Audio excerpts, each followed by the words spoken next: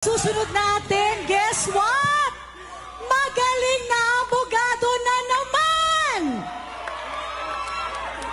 Magaling na abogado ito. Magaling na abogado. O, eto ho.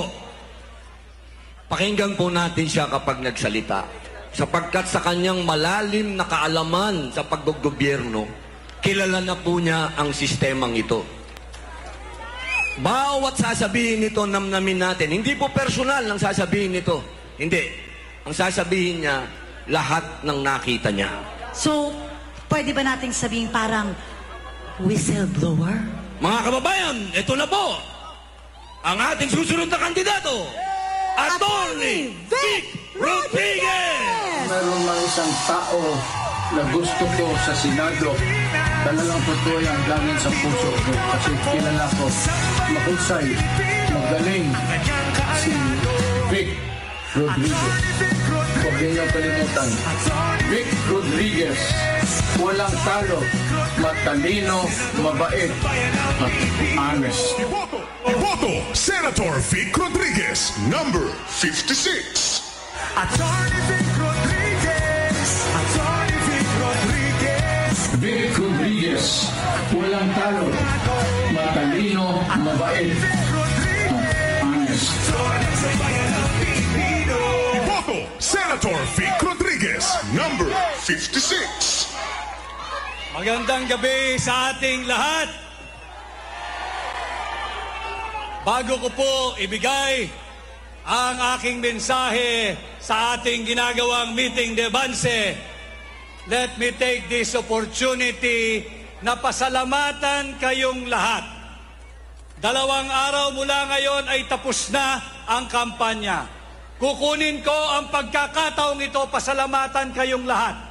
Isang karangalang mangampanya kasama kayo. Isang malaking karangalan na ipaglaban kayo, mga mahal kong Pilipino.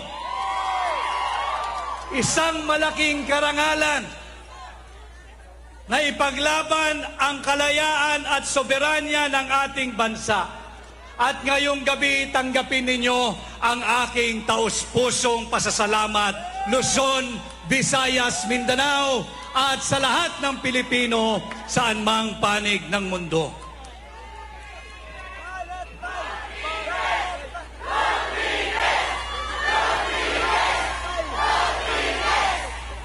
Ang ating pong bansa ay nakaharap sa maling direksyon.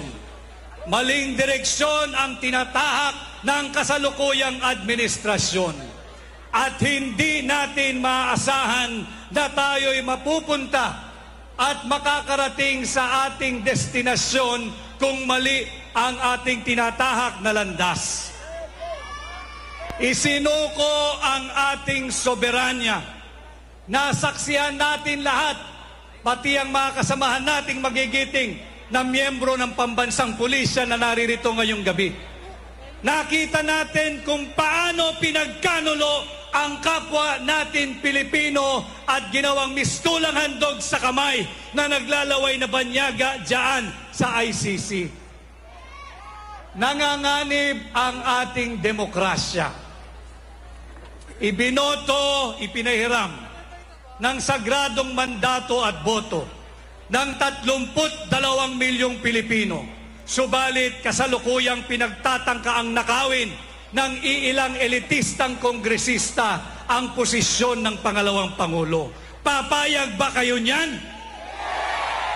Si Vice President Inday Sara Duterte binigyan ng 59% approval rating ng mamamayang Pilipino. Hindi lamang natitigil dyan, 61% ang nagsabi sila'y tiwala at panatag sa pamumuno ni Vice President Inday Sara Duterte. Kinakailangan natin siyang proteksyonan. Kinakailangan natin siyang ipagtanggol. Kanya nakikiusap po ako sa inyong lahat. Ihatid natin sa Senado ang buong Duterte. Duterte! Duterte! At ganun din ho, mali ang direksyong tinatahak ng kasalukuyang administrasyon. last year, kinuha ang 60 billion pesos ng PhilHealth. Ngayong taon, binigyan ng zero funding ang PhilHealth.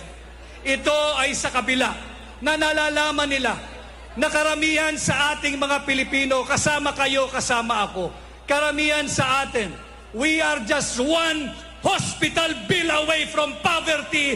Binigyan mo pa ng zero funding ang PhilHealth. Nasaan ang puso ng administrasyong ito? Kanya hinihingi ko po ang inyong tulong sa pagsasara ng ating kampanya ngayong gabi sa ating meeting de avance. Tulungan po ninyo ang buong Duterte. At ako naman po ang inyong lingkod, malayang nagpasuri, nagpakilala, nagpakilatis, nagpatimbang sa inyo.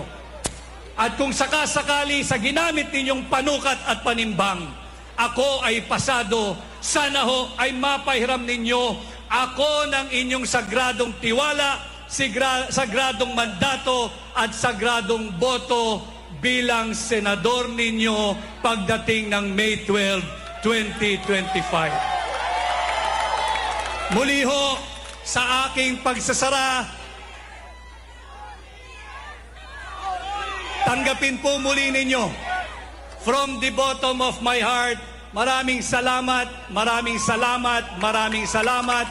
Isang karangalan na ipaglaban kayo, isang karangalan mangampanya kasama kayo, isang karangalan manindigan para sa Pilipinas at para sa Pilipino, at higit sa lahat sa aking mga kasama dito sa Duterte sa PDP.